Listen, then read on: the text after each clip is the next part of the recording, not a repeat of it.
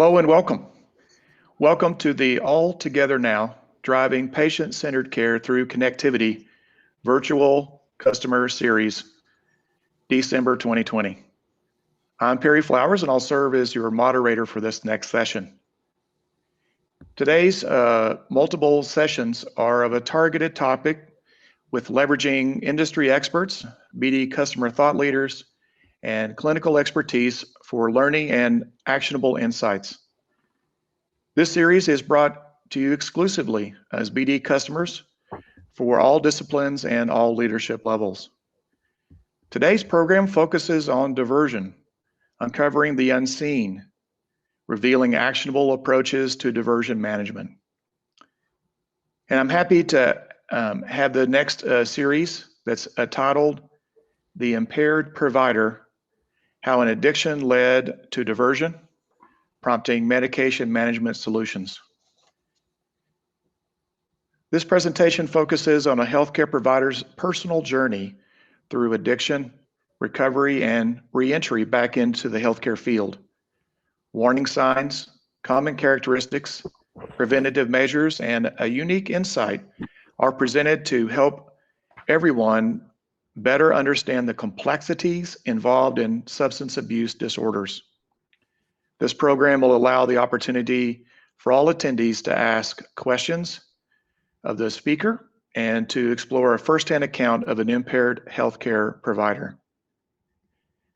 Ladies and gentlemen, let me introduce our speaker, Rodrigo Garcia. Rigo is a direct care provider that has been working in healthcare industry for more than 20 years.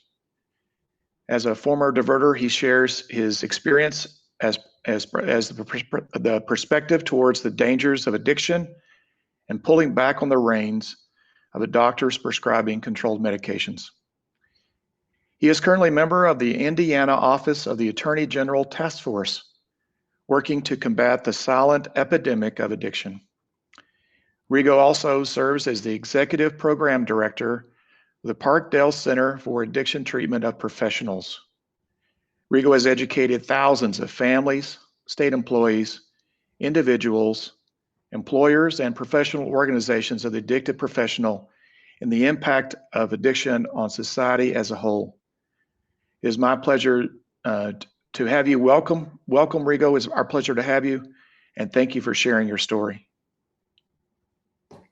Thank you, Perry. It's really good to be here, and it's great to see you again. And when I was first contacted by BD to participate in this and kind of share some of my journey and experience, I was very pleased to see that this is still an important topic that's being talked about. This is still a priority issue for BD, and I just can't thank you enough for giving me this opportunity to share some of my thoughts and some of my experiences and take any questions. So I do want to make sure that I kind of start off by saying that this is an opportunity to ask any questions that you want. I'm relatively very open book. Anything that you want to know, any questions that you have, please fire them away during the presentation or save them for afterwards. We'll certainly leave some time for discussion at the end of this. So you saw the first slide that was up there, the impaired provider. What is impaired? What is an impaired provider? What does that even mean? Is it fitness for duty? Are they not impaired because of substance use or substance use disorder, alcohol use disorder? What exactly does that mean? And I want to start by telling you a little of the evolution of the title. When I first started doing this presentation, I had just been discharged from the treatment center, and now we're talking really early to spring of 2011. I was discharged from the treatment center, and I had this epiphany. I had this revelation of this experience that I had been through the preceding year, from being on top of the professional mountain, so to speak, and falling precipitously to the most depths of the caverns that I could have ever have imagined. And I'll try to illustrate some of that today. How did that happen? How did I end up in a treatment center? And when I got into the treatment center, why were there so many other people that were just like me, healthcare providers from across the country that had the exact same story? You changed the hospital name, maybe you changed the drug of choice, but the story was the same across the entire country, and that really resonated with me. So I felt compelled to want to give this story out to as many people as I could. And surprisingly to me, nobody wanted to hear it. It wasn't a real compelling thought to put on stage an opioid addicted anesthesia provider. So I was really begging and begging. Well, it turns out about 6 months after that, I met this gentleman who was a police officer in Southern Indiana, and he said, "We'd like you to come and do your presentation for us." And I said, "Fantastic. I'll take anything you want me to do." So the ironic part of the story is that I did my first presentation on addiction in a casino inside their bar to a bunch of police officers that were investigating diversion throughout the hospital. The name of my presentation at the time was called "Catch Me If You Can, the Impaired Healthcare Provider." And I'm standing off stage, and Officer Fredericks is about to announce me, and he says, "All right, ladies and gentlemen, this is the live specimen I've been talking to you about." I said, "Live specimen? Who?" I'm looking over my shoulder like he must got to be talking about somebody else. And sure enough, it's me. So I get up on stage, and I'm a little bit unsure of myself because I am this live specimen. And I pop it up on the screen and it says, "Catch me if you can." And one of the cowboys in the back with the Stetson hat and the belt buckle said, "Oh, we're going to catch you, boy. We're going to catch all of you." And everyone got a good chuckle out of that, except for me. I'm looking for the exit sign. So that's what started the realization of I was on this kind of pink honeymoon cloud, and I wanted to tell the world about this and save the planet. And the reality was that society slapped me right in the face and said, addiction is bad. People that divert are bad. People that are addicts are bad. And we're going to round everybody up, and we're going to punish them as they should be punished. That was the very clear message that I got that day. And that's the very clear message that I hear very, very often from two fronts. From the patients that come into the treatment center or the healthcare providers that I work with attempting to re-enter the profession. When I ask them this question, "Why didn't you ask for help?" That's what they say. It's because who are they going to ask help for? Someone that's not going to judge them. And then I also hear that from the investigators and the boards and the regulatory agencies and the licensing agencies. It's still very much seen in many cases as a punitive action that is meant to be handled punitively with consequences. So we're going to unsort that a little bit. We're going to talk about some of the other details, but the impaired provider was a little bit more of a softer approach to get the message out there, and that's how it evolved to the title change. So this is a program that is sponsored by BD, full disclosure. And there we go. There I am. I'm an advanced practice nurse. I work in the field of anesthesia. I have a couple other projects that I work on, or a couple other responsibilities with the treatment center. I'm going to stitch all of that together for you here in the next couple slides. But I do want to start with telling you the most important part about me is that I'm a happily married father of four. All of them are in college now. So the stress level, the anxiety level, the bank book is definitely feeling it at this point. So that's my most proud accomplishment, to get all of our four kids healthy and through college, or into college at least. So that's a good place to start the story. When my eldest, who is now in grad school, wanting to be a social work with a focus on addictions and mental health, I wonder how she got that idea. But when she was a senior in high school and she was getting ready to go off to college, we had to take her in to get her wisdom teeth taken care of. So she met the physician that time who was going to remove her teeth. She met the registered nurse. They took her insurance card and we swiped that insurance card. The candy striper brought her in that day. She probably met about 4 or 5 people that day. The next day she was scheduled to get her labs drawn, and we took her to the laboratory, and she, of course, met the phlebotomist, the intake coordinator, the manager, the office manager. There were another 4 or 5 people that she met that day. Surgery day is here, and we're ready to take her. So we take her off to surgery, and the nice little candy striper brings her out the wheelchair and wheels her back in, and we get through the administration process, the registration, insurance card, the same story. But then we also meet the recovery room nurse. The anesthesia provider came out and did the pre-anesthetic assessment. The surgeon came out and said, "Hey, good to see you here. We're getting ready to get started." Probably met another 8 or 9 people that day. So she's in her gurney and she's going down the hallway, and she says bye and we say bye. And this story had played out 5 or 6 times already that morning in front of us. And it was going to play out in this one surgical center a dozen more times after we were discharged. And she's getting whisked down to the hallway. And I'm holding my wife, Claudia's hand, and it was sweaty. Maybe mine was sweaty. I couldn't tell, but it was somebody was sweating and somebody was nervous. And the answer was we both were, because we knew something. We knew something without a shadow of a doubt. My wife is a nurse, and she worked in surgery as a circulating nurse and as a charge nurse for many, many years. But it wasn't that. It wasn't the nervousness of what goes on in those halls of surgery. It was that we knew without a doubt that 2 of the people she came in contact, statistically speaking, would meet the criteria for a substance use disorder. If we were lucky, it was the gal that took her registration and her insurance card. And if we were not lucky, it was their anesthesia provider. It was my counterpart. It was somebody like me who was in the throes of an addiction. It was the surgeon who had literally her life and death in her hands for those few hours that she was back there with her. And we had turned over our daughter to this game of chance. Are we going to get lucky and it's somebody, it's not going to be directly involved in her care? Or are we going to be unlucky and this is going to be a direct healthcare provider that literally has our daughter's life in their hands for those fleeting moments? And when you start talking about impairment, this is a good place to talk about impairment, because on one end of the spectrum, sure, you have that diverting healthcare provider who's shooting up behind the drapes and taking medications while they're practicing impaired. That's a clear-cut one. But diversion and impairment of the provider also comes in a lot of different other forms.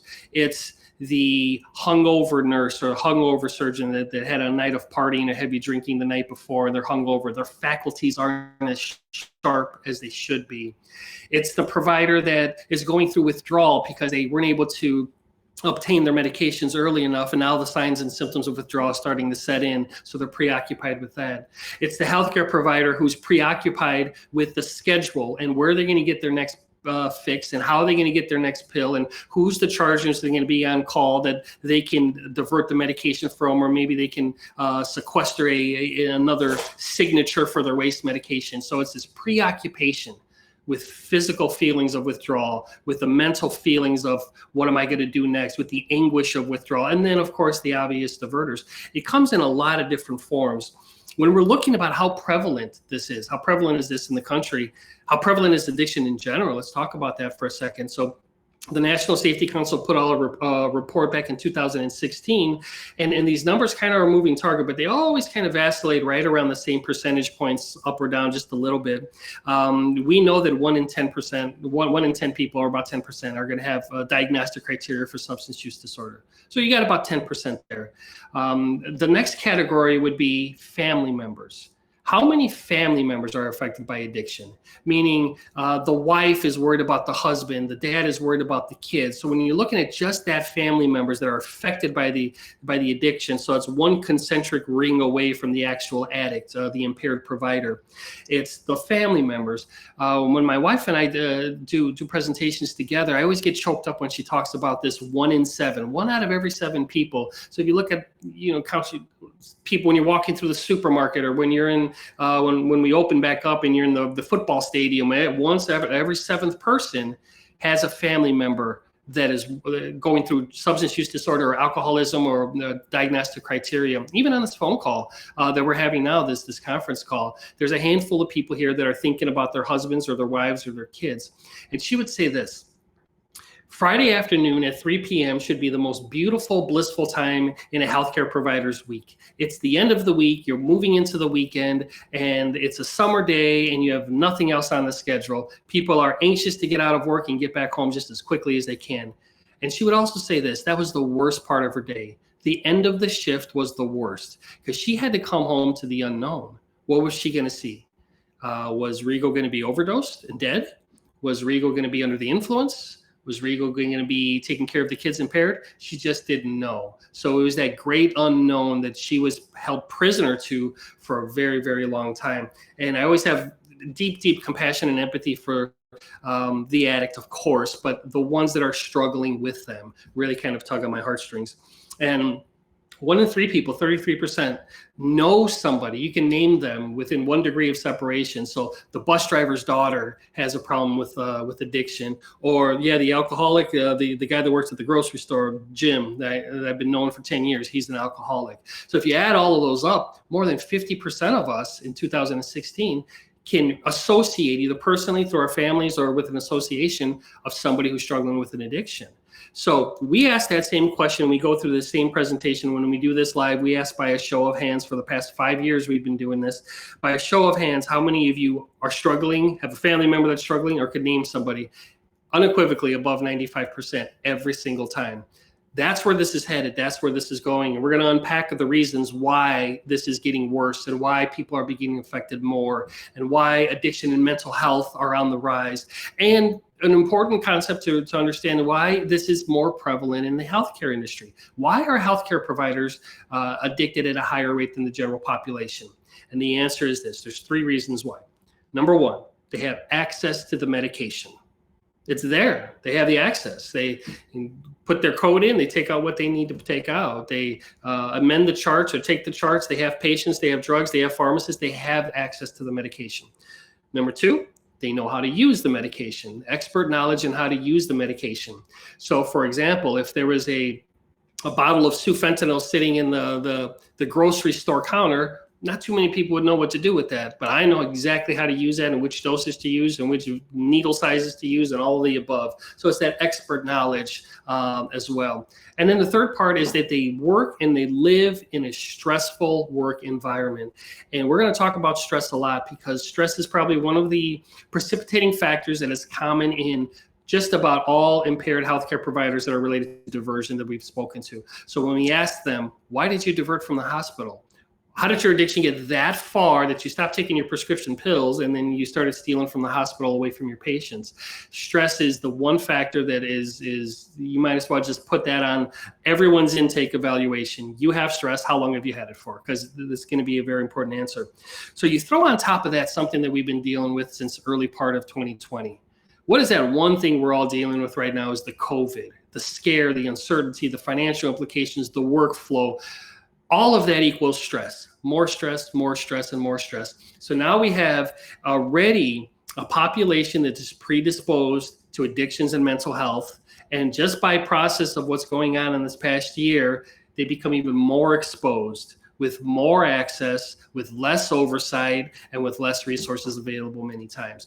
So that's why this is going to get worse before it gets better. And that's why it's so important that we have this conversation and that you're here joining us today so that we can share some insight and maybe help you with some thought processes and some policies and some action item plans moving forward. So back to a little bit about me in the introduction. We can talk about, I'd like to kind of just explain to you kind of the end of the story of where I'm at today. Then we're going to go back and fill in some of these gaps. But as I said, I'm a husband and a father. And truly and honestly, if everything else below that was taken from me, I would be a husband and a father, and I would be happy with that. And I put this slide with that space in particular after the husband and father because there was we're talking about stress being the great equalizer. This would be number 2. Healthcare providers that enter a treatment center in a monitoring program or develop a substance use disorder, they have this flipped upside down.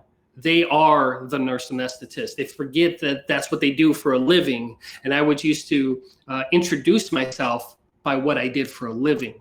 And it's very, very separate. And it may be a very small detail, but this speaks to why people don't ask for help.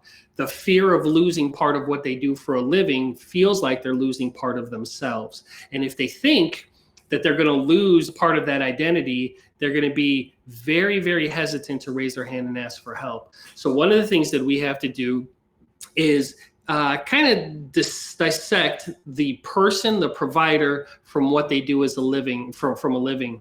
Many times we get the treatment providers that the consequences of the events that led up to them admitting into the program has dissected that in more of in an abrupt way. So they got caught, they got reported, they got the police got called, they got reported to the Office of the Inspector General, the Board of Nursing, the Board of Medicine. They took that part of their identity away, and they didn't have a choice. So now they're here in the treatment center, very raw and very emotional. So it took me a long time to figure out that husband and father is who I am. Everything else is what I do. Very small detail, but it's a very commonality amongst impaired healthcare providers. I've been a nurse since 1996. 2004, I finished anesthesia school, nurse anesthesia school from a little school called Northwestern in Chicago. And I also got my MBA degree where I worked that towards building this treatment center so I could help other healthcare providers that were in a similar situation that I was in. So I'm also a director, the compliance director of the Indiana Professionals Recovery Program, which is after healthcare providers providers go into a treatment program, most of them in their states have to register with their states to be monitored, to be able to enter the workplace safely.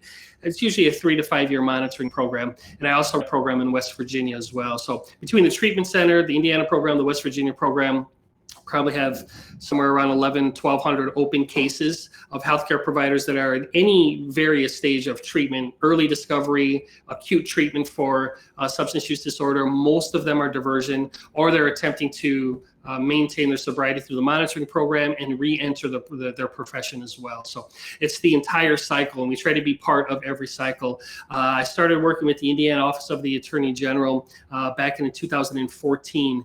And I came home. This is kind of a funny story. I came home and I was really excited that the Attorney General, Greg Zoller at the time, and his team called and asked if I wanted to be on this drug diversion task force, which was tasked with finding out why this is happening so much and what can we do to kind of curb the increase in that. So I came home and I told Claudia, I said, Claudia, you're never going to believe this. The Attorney General, they asked me if I would be on their task force. I'm just really excited. I want to do this.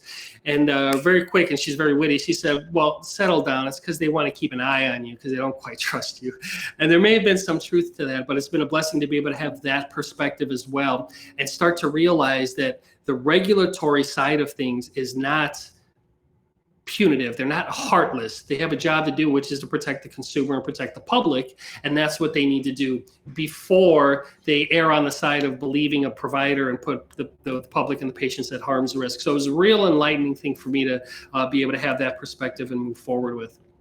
So my story, and man, how did I get here? Where I'm running an addiction treatment center. I went from doing anesthesia to this. So I'll try to hit the high points and spend a few minutes telling you this, and I think it's going to explain a lot of some of the other things we're going to talk about. My story is very, very similar to most of the stories that we hear. We opened up the treatment center, Parkdale, in 2015. And we had about 850 healthcare providers from across the country come through those doors just on the treatment side alone. I would say the vast majority of them, 80 to 85%, had some element of diverting from the hospital. And out of those, you can break those numbers down even more and say what percentage of them raised their hand and asked for help, and what percentage of them got caught and had consequences associated with that. And it's about 10%. Less than 10% will ask for help, 90% will get caught. So think about that as we go through the rest of the slide, that your healthcare providers that are in your hospitals and in your systems right now struggling, practicing impaired diverting, they're not going to ask for help. They're going to rely on all of us and all of you to kind of grab them out because they don't have the wherewithal to realize the situation that they're in right now. Fix, manage, and control. That's where they're at. I grew up in a little town, Northwest Indiana, is the last town before you get into Chicago on the Illinois side, but we're in Indiana. So it was great. Mom, dad, brother, sister, private schools, everything was really good. I always remember there were a couple things in my childhood that when I look back at it now, I always had this overwhelming sense of perfection. I needed to impress. And it wasn't because I wanted to do it, it's just because I wanted to impress. So, I couldn't make the AB honor roll. I had to make the A honor roll. I couldn't make the JV baseball team. I had to make the varsity team, and then I had to play in college. It was kind of one of those self-driving things. And I spent a lot of time trying to figure out where that came from, that people-pleasing thing came from. So it wasn't a real surprise that professionally I went from nursing in the emergency room to the ICU to flight nursing to anesthesia. It was just this progression of, more. I have to impress more people more often. So that's really kind of where the story starts. That's a little bit of the background. I had gotten out of anesthesia school in 2004. A couple of years after that, I decided to play a men's league. I played in high school, I played in college. I played since I was a little guy, and I said, I really want to do this. And I was 28 years old at the time, playing with a bunch of ex-minor leaguers and ex-college players. And it was a lot of fun. We affectionately called it the hamstring league because one of us old guys would pull a hamstring every Sunday or Saturday. One of these games in particular, and Claudia was there and she was in the bleachers with me, I was playing second base and I went up to catch the ball. When I came down, I inverted my ankle and I landed just on that ankle, about 200 pounds coming down just on that ankle, and I broke it. I required a surgical repair. So here I am, don't want to miss work, don't want to inconvenience it. As a matter of fact, I took 2 to 3 days and laid on the couch with ice, hoping that I could just walk it off. When I lost the pulses and the color in my toes, I said, maybe it's time, because the swelling was so big. Ended up having a surgical repair, and my first prescription for an opiate ever. I remember a couple things when I took that first medication. Number one, the pain was still there and it still hurt. And I said, well, it was surgery, and it is a very sensitive part to have surgery on. And I knew that from my days in doing anesthesia, that it's hard to block that kind of acute pain when it's related to those lower limbs. The pain was still there. So I took a couple more, and I didn't think it was very much. They said take 2, I took 3. They said take 2, I took 4, but it really wasn't, in my head, outside of the spectrum of a norm. But this is what I noticed more than anything. Everything in my head got better. I wasn't an anxious person by history, but I was less anxious. I wasn't a depressed person, but I was less depressed. Everything got calm, and I remember feeling this. Is this what it feels like to be normal? Is this what it feels like? Because I'm not worried, I'm not stressed, I'm not mad. I feel happy, everything feels good. And it wasn't a euphoria, and it wasn't a buzz, and it wasn't anything like that. It was just, this is what I feel to be normal. This is probably the statement that I ask every single patient that has come through, and every patient that I have to can work with during the monitoring side, and they say the same thing. How do you feel when you drink? How do you feel when you use drugs? How does it make you feel mentally? I feel normal. I feel calm. The most profound answer was, I feel like for a few minutes the world makes sense. And that's how it feels. That's how it felt for me, most certainly. 3 months later, after the rehab, after my time off work, I finally get released by my physician to return back to work. And I was really excited, and I was ready to go. I get back to work on that first day, and I could barely make it to work because I was so nauseous and I was so sick. And I was like, oh man, now I'm waking up with the flu. What's going to happen now? I feel horrible. I feel miserable. I got done with my first case. I got done with my second case, and I'm getting worse. Got done with my third case, and by lunchtime, I was completely unable to move. I was so much physical pain. I said, well, what do I do? I did have a couple extra pills in my car. So on my lunch break, I went out to my car and I took one of my prescription medications, legally prescribed medications. Within about 15 minutes, every single symptom went away. And here I am. I'm standing literally at the crossroads in my life, ready to make this decision. I knew at that point I didn't have the flu. I knew I was going through withdrawal symptoms from the 3 months of medication that I was using. So I had a decision to make. Option number one, you can go back into work, tell them you need more time off work, tell them you're an addict, tell them you need to go into treatment. You may have to report to the board. You may have to tell credentialing committee something. You have to go home and tell your wife that you became addicted to these pills. Everything that felt uncomfortable about that, and that society has set up in terms of how we view addiction. That was my option. Go back in and tell them that you need help and that you're an addict. Option number two is, you're a healthcare provider. You know how to manage these medications. Wean yourself off. And you might need to get one more prescription, but wean yourself off. That's how you do it. It's pretty simple. It's a legal prescription. It's not a problem. And that's what I did. I weaned myself off. And by my calculations, I did it on the back of a napkin. I should be completely off these medications in 4 or 5 days.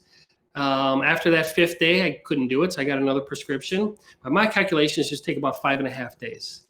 And the only thing that was increasing was the amount that I had to use to keep those withdrawal symptoms away. My tolerance was growing over time, and I failed miserably at the weaning off.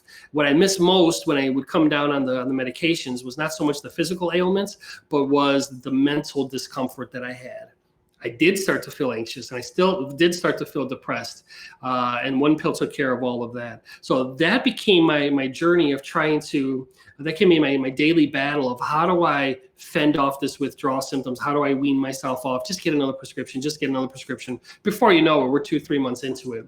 What happens next was everyone around me had the wherewithal that said, you're 5 months into this, you should be off all prescription medication. We're not writing you any more medications, you're done. And I said, all right, that's fine. Friday afternoon, I'm miserable. I'm going through withdrawal. I'm sitting at work. I'm by the sink. I finished my last case of the day, and 25 mics of fentanyl. It was going to go literally down the sink. And I said, well, I can't make it throughout the weekend. I haven't been off of opiates for 3 days, a 3-day stretch in 6 months that there's no way I'm going to make it this weekend. So that became the first time, a squirt right underneath the tongue. Within 5 minutes, everything was better. Everything was faster. Everything was more enhanced, and everything was better. And I felt better. So I volunteered to say, you know what? I'm not going to go home. I'm going to stay and do the next case. And I remember the response. Now, someone who's a people pleaser like me, and you say something like that, and they almost give you a standing ovation. Friday afternoon, he is volunteering to do the crash thoracotomy that's coming in, which in layman's terms means 3 more hours of surgery and very intensive surgery. Rigo will do it. And the reason why Rigo would do it is because I had more access to medications if I stayed. So on Friday night, 4 o'clock in the afternoon, when I stayed that first time, and everybody applauded me for it, I said, oh, okay, I'm on to something here. I could keep doing this and getting these accolades at work. And that's what happened. That's how it happened. And it started with that 25 mics of fentanyl under my tongue. And for the next 2 to 3 months, the tolerance was increasing. I became more brazen because it was easy. It was easier than I thought to be able to do that for a lot of different reasons that we're going to talk about now.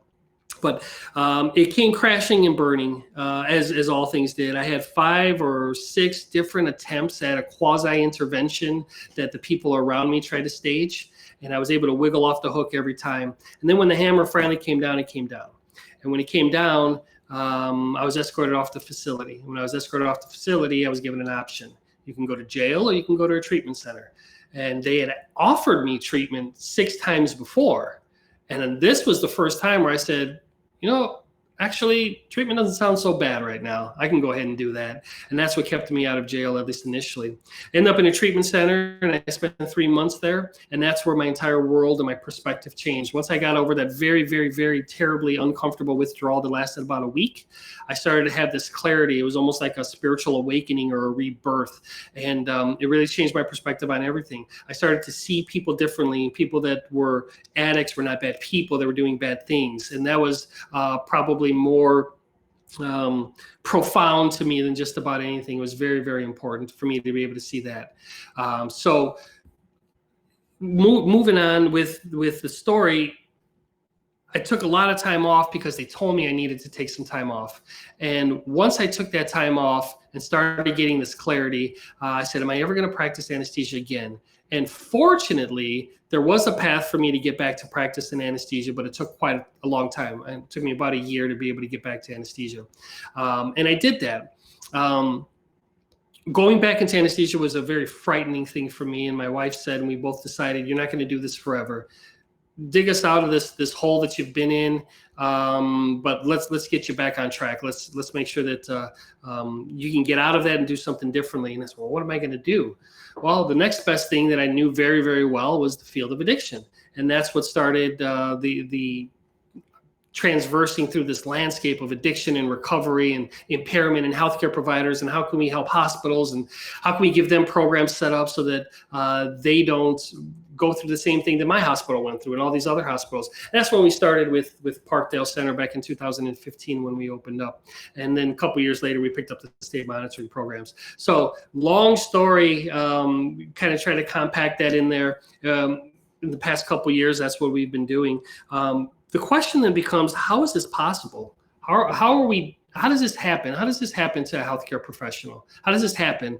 And I get asked this question a lot. How were you able to do it? How were you able to get away with it? Why did you do it? And I want to go over about 5 questions that I pulled out, and we get these PowerPoint slides up here in just a second. There we go. You don't look like an addict, right? So these questions are going to answer those five spots. You don't look like an addict. Why don't you just stop? How did you get away with it for so long? Why didn't you just ask for help? And what tips can you give us? These are the 5 questions that I get asked more than anything. You don't look like an addict. Let's talk about that, because that speaks directly to this common misperception of these characteristics. And think about your hospital systems, think about your circle, think about the people that you know. What does an addict look like? So I'll give you a couple examples of patients that I work with that are addicts, and you tell me what you think they look like, or you think about it while I'm talking about this. So we had a neurosurgeon who was taking 60 opioid pills a day, and he was doing it for 3 months. So besides the liver being destroyed, but how did this person look like? He was able to operate. He was able to hold office. He was able to do all those things. What does this person look like walking around taking 50 to 60 pills a day? Or the anesthesia provider that is taking a milli equivalent dose of 300 milligrams of morphine IV every single day for 3 months. What does that person look like to you? Or the pharmacist who's taking up to 15 to 16 milligrams of Dilaudid every single day for 6 months at a time. What do those people look like to you? If you have kids, what do you tell them addicts look like? What do you tell them alcoholics look like? In stranger danger, or you're driving down the viaduct, excuse me, and you see the person underneath that viaduct, excuse me, with the brown paper bag. You're walking past an alleyway and you move your purse to the other side, because that's what the addict looks like. I'll take me for an example. Shooting IV fentanyl every day while before work and after work, and sometimes on your lunch break. What does that look like? We have a picture in our mind what we think that looks like, and we teach our kids that, and we prepare for that, and we watch out for that, and we look for that. We look for the disheveled person. We look for the person who's coming in late. You can't hold a job. Track marks down your arms. You're irresponsible. You're lazy. That's what the addict looks like. That's what we tell them they look like. The reason I was able to get away with it for as long as I could, and if you notice, points number 1 and point number 2 are underlined. This means it's not your fault. It's not my fault. It's not Perry's fault. It's not anyone else's fault. This is just common characteristics. This is just part of the equation of being an impaired healthcare provider. But points 3, 4, and 5, when they asked me, why did you get away with it? It was because of the system. It was because of the hospitals. It was because of the policies. It was because of everybody else around me. And that's what we're going to talk about a little bit here today as well. So you don't look like an addict. People weren't looking for me objectively. They were looking for what I just described. The Talbot Recovery Centers out of Atlanta, Georgia, they did a study, interesting study back in 2011, where they polled 400 of the healthcare providers' family members. They didn't ask the addict, tell me about yourself, describe yourself. They asked the family members, describe to us Rigo. He just went into a treatment center. Tell us about Rigo. And their answers were so compelling and they were so consistent throughout the 400 that they put this report out. We emulated that study at Parkdale back in 2016 with the sample size of 150 and got almost the exact same answers. These are the characteristics of your impaired healthcare provider. They're intelligent. They graduate in the top 25% of the class. They have advanced degrees. They're supervisors. They're well-liked. They're charming. Everybody's surprised when it's happening. When they find out that's who it is. This is part of the reason why I was able to get away with it for so long, because I presented well. I was coming in early. I was giving the breaks. I was staying late. I was taking all the hard cases. I was sending people home on a Friday afternoon. Who do you think was most upset that when I got escorted off the facility and I was no longer there? Who was most upset besides my angry wife? The second most person that was most upset was my coworkers. Who's going to work now? Who's going to take the weekend? Who's going to take the call? Who's going to come in at night? What I did at work to maintain the access that I had to the medication looked good on paper. It looked good when I went from 4 surgery rooms and I packed them into 1 room and I just ran them longer during the day because it saved the hospital money. They didn't have to pay for 4 teams and 4 surgeries and an elongated day. They can pay for 1 room and 1 provider and 1 team just to go a little bit longer. So I look like a superstar on paper.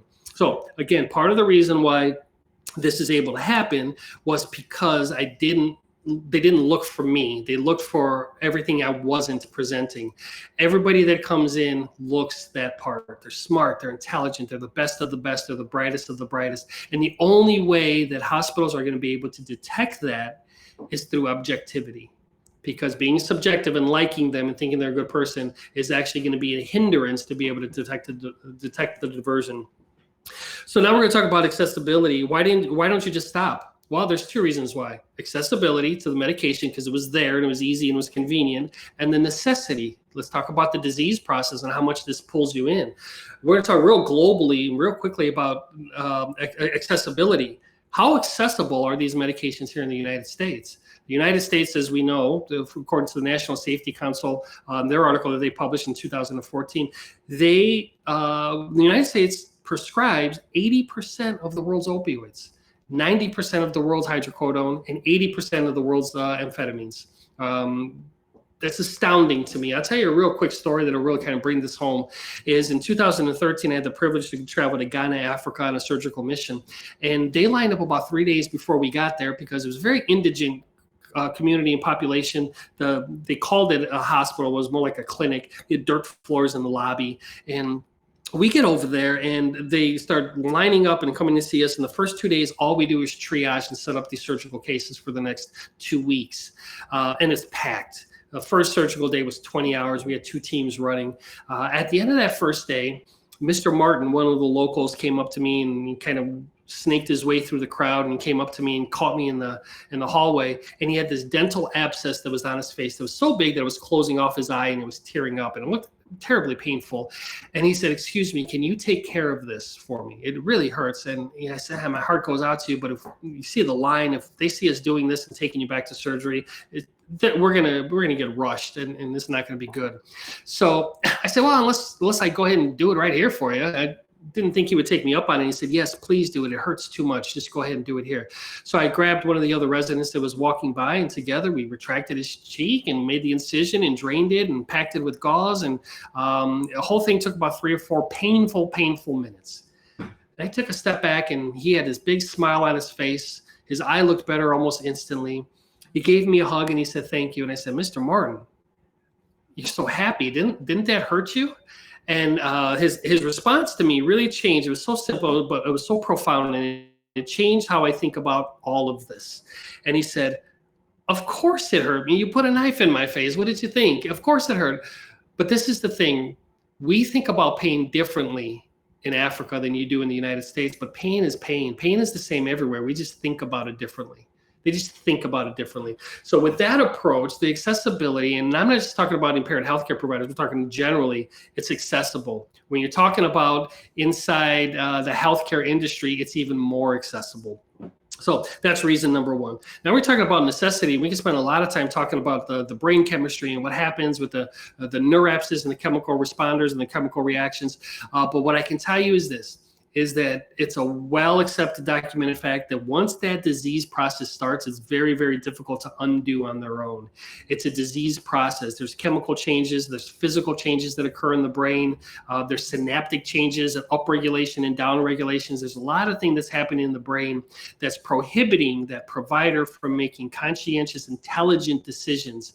In a sense, what happens is the 2 parts of the brain that are responsible for making decisions, that very primitive mid part of the brain, that midbrain that's responsible for reward and instinct, and you do something good, it gives you a reward of dopamine, and that entices you to do it again. In upper level, upper thinking, critical thinking mammalian species, in particular humans, we have this frontal part of our cortex, this frontal cortex, that is responsible for processing that information before we make that impulsive decision. So we get a craving, we want to do something, we send it to the front part of our brain, we process it. Is it legal? Is it appropriate? Am I going to get in trouble? Is my wife going to get mad? And then you say, do it or don't do it. During the addiction process, that communication is destroyed. It's obliterated. So you're working primarily on that primitive part of the brain. So why don't you just stop? It's almost physiologically impossible to stop it on your own, because that compulsion, that drive from that mid part of your brain that's saying, do it again, do it again, do it again. How strong is that drive? How strong is that pull? Well, if that reward pathway has been hijacked by alcohol, for example, and you don't feed that system and you stopped abruptly, you could die. That's how strong that the pull is, that the system and the body will shut itself down and die. You'll have seizures, you'll have DTs, and you could die if you don't keep replenishing that reward system. Same thing with the benzodiazepines. That's how strong the pull is, that your body feels like and is telling you, if you don't get another drink, if you don't get me another Valium, I'm going to kill this body. That's how strong the pull is, and that's why you just can't stop.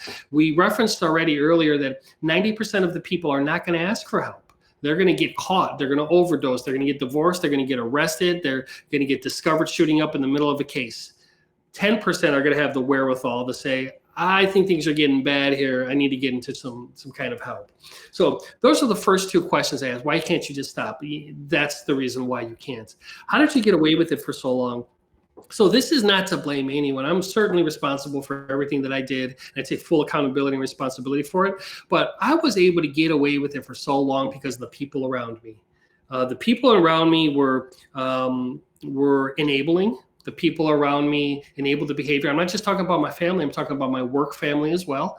I'm talking about the reluctance of the institutions that I was working with. And I see this more than anything when I'm working with hospital systems, the reluctance of the institutions to change a system that has proven to have been faulty because they're overly invested in it.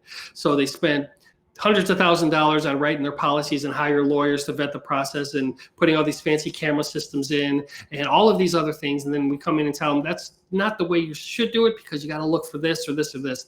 And they don't want to do it. They don't want to change. They're overly invested. In other words, they're afraid to cut your losses.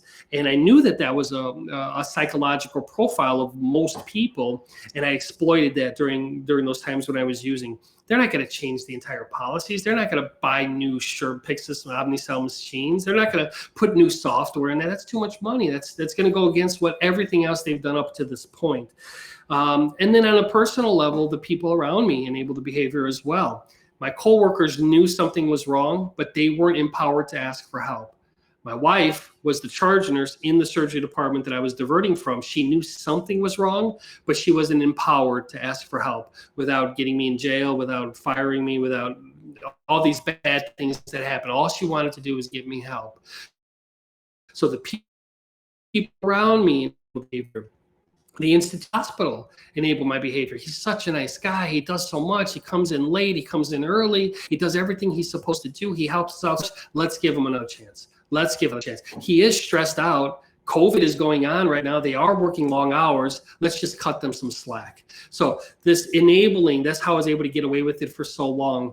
And then I was kind of joking earlier with one of my colleagues here, who's a pharmacist, and I said the pharmacist was my arch nemesis, no doubt. There was a period of time where she was the one that absolutely, without a doubt, saved my life. She was the one that sure will.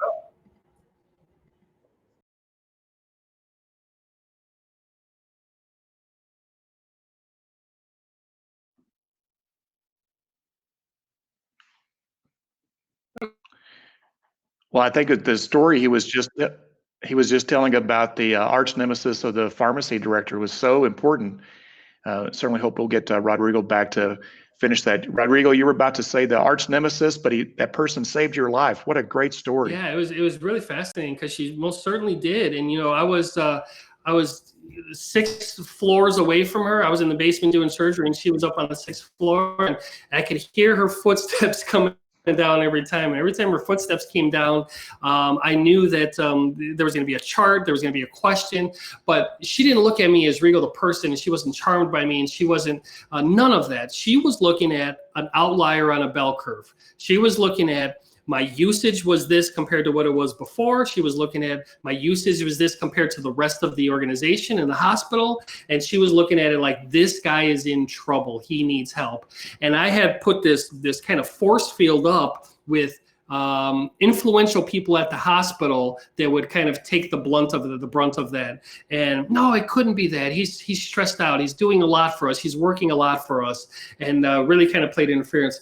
But it was the relentlessness of that pharmacist that had objective data, documented objective data, that eventually saved my life. There's no doubt about it.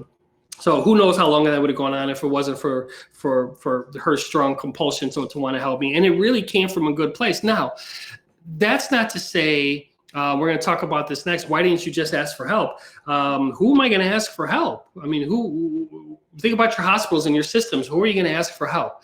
Knowing what you know, what happens when an anesthesia provider says, what are you going to say? I was diverting from the hospital. I'm an addict. There's implications at the federal level, at the state level, at the local level. There's reporting requirements that the hospitals have to go through.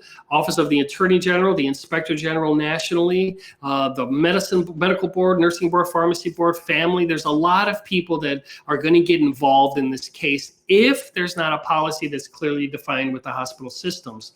So in my experience, it's the people that can get back to practice, the people that stay out of jail, provider-wise, the people that have a license that is rehabilitative instead of punitive. It all depends on the hospital system and how prepared they are to deal with this. The ones that are not prepared to deal with this, they're just kind of throwing everything at the wall and seeing what sticks. So that does a couple things. Number one, it's going to put that provider who's impaired, who has been diverting, on the defensive. They're not going to tell you how they did it and kind of share that information with you. They're going to deny it, and they're going to fight it, and they're going to lawyer up. But more importantly than that, it's going to set the precedence for all other healthcare providers that are diverting from your facility. Hey, I saw what they did to Rigo. There's no way that I'm going to ask for help because they came after him. Changing the culture of that institution is paramount, is the most important thing. So when we talk about the next one, what tips can you give us? Change the culture of your hospital, change the culture of your organization, empower those coworkers to get help for their colleague who's struggling, empower the family members to have a mechanism to say, hey, you guys might want to look at my husband because he's not well and I want him to get well. Empower that provider who's struggling and is impaired, empower them to raise their hand and say, I need help. The addiction should be looked at as a disease. Now, that doesn't say it precludes them from having consequences. And in fact, I'll go a step further and say having a fair amount of consequences for their indiscretions is going to help them in their recovery period as well. It's going to help them in their treatment. It's going to help them in their recovery, and it's going to help them in their sustained recovery.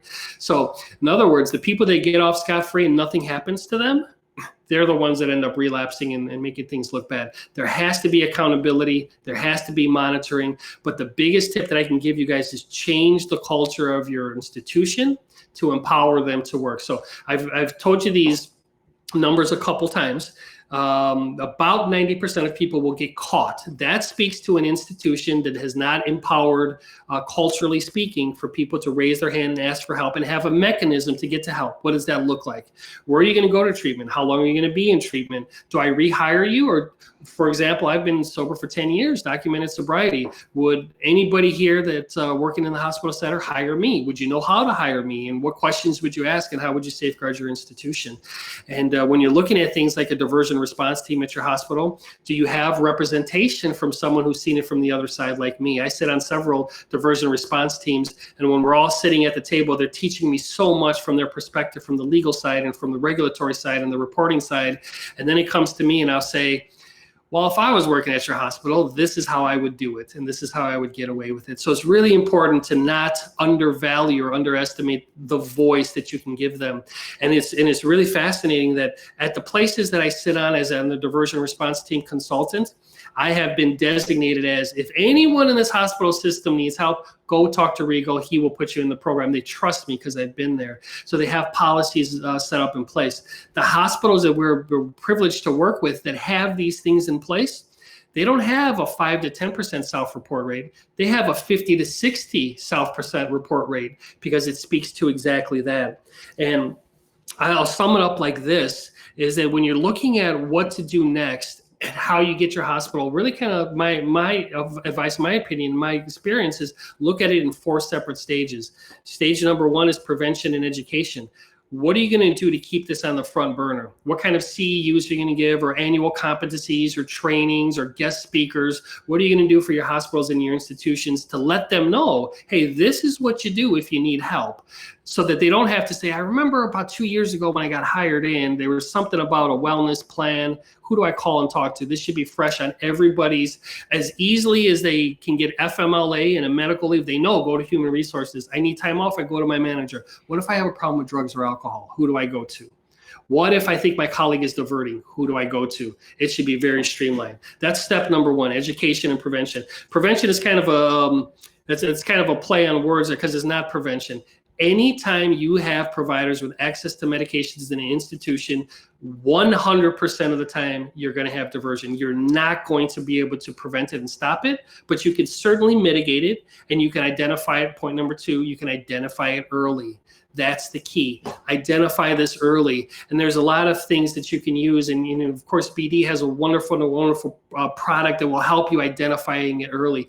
You have to get this early on, because once this is allowed to go on for a longer period of time, the addiction is like a train going downhill with no brakes. It's going to get more and more and more detrimental to the person, to the patients, to the institutions, to the community. So identify it early by any means. This is what hospitals spend a lot of time doing, is trying to figure out how we're going to catch them. So then step number 3 is, what are you going to do when, what are you doing?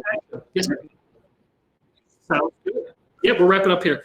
when you catch them, what are we going to do? When you catch them, let's have a plan in place on what to do. Who are you going to report to? How are you going to give them access to care?